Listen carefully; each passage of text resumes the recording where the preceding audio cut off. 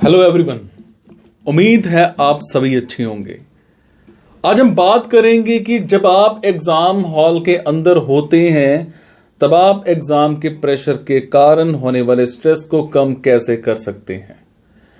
सबसे पहले मैं बात करूंगा, read your question paper carefully.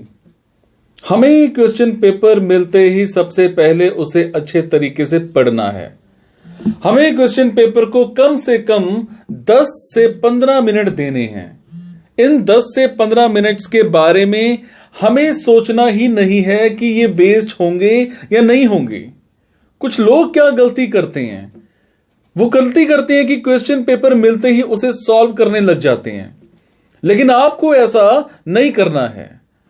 आपको सबसे पहले क्वेश्चन पेपर को एनालाइज करना है और उसको अच्छे से तरीके से एनालाइज करने के बाद ही क्वेश्चन पेपर सॉल्व करना है। उसके बाद क्वेश्चंस को सिलेक्ट कीजिए। आप क्वेश्चन पेपर को पहले आराम से पढ़ लीजिए और जो क्वेश्चन आपको इजी लगता है उन पर सर्कल कर दीजिए और जो क्वेश्चन हार्ड है उसमें क्रॉस कर दीजिए।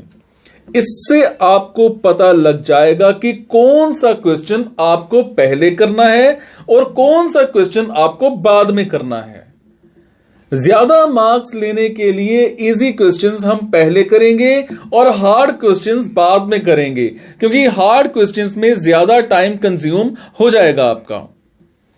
अगर हमने हार्ड क्वेश्चंस पहले किए और हम कहीं अटक गए तो हमारा बहुत ज्यादा टाइम वेस्ट हो जाएगा।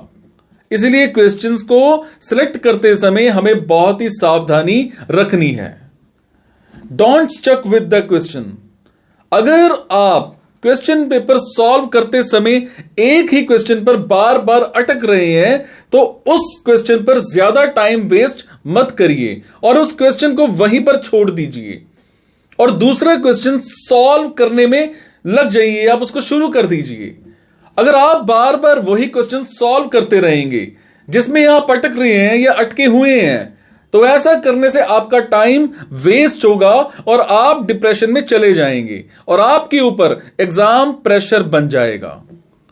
आपकी कंसंट्रेशन जो होती है वो पावर डिक्रीज हो जाएगी और आपका क्वेश्चन पेपर सॉल्व करने का फ्लो टूट जाएगा।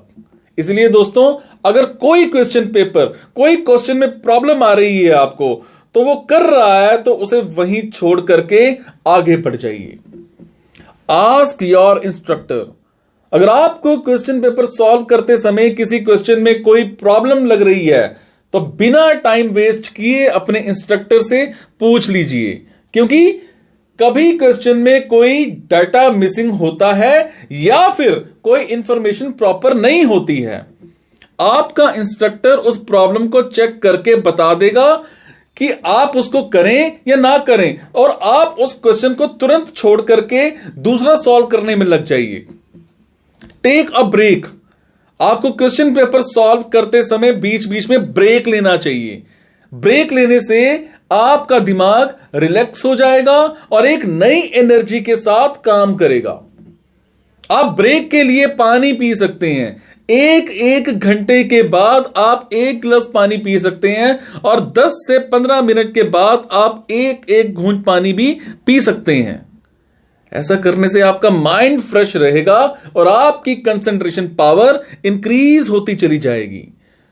Don't think about the result. कुछ लोग क्वेश्चन पेपर सॉल्व करने से पहले ही रिजल्ट सोच लेते हैं और अपने नुकसान कर बैठते हैं। आपको ऐसा नहीं करना है, क्योंकि ऐसा करने से आपका ध्यान बट जाता है और आप पूरी कंसंट्रेशन से क्वेश्चन पेपर सॉल्व नहीं कर पाते हैं। क्वेश्चन पेपर चाहे इजी हो या फिर हार्ड हो, आपको रिजल्ट के बारे में नहीं सोचना है। Don't get excited.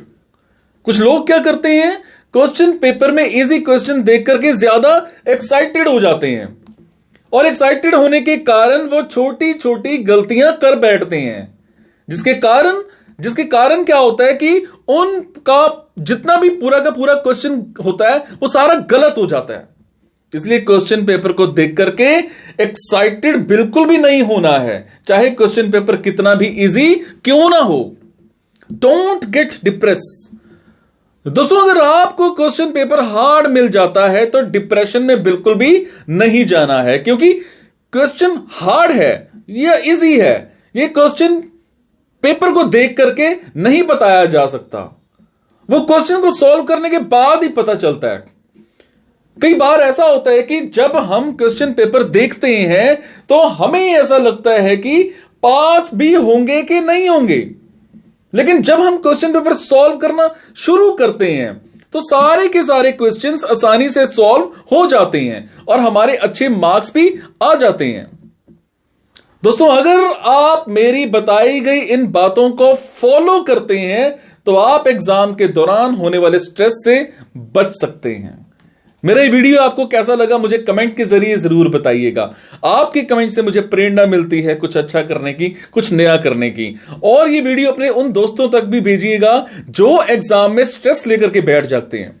हो सकता है इस वीडियो से उन्हें कुछ अच्छा सीखने को मिल जाए, स्ट्रेस दूर हो जाए और इजीली एग्जाम दे पाओ।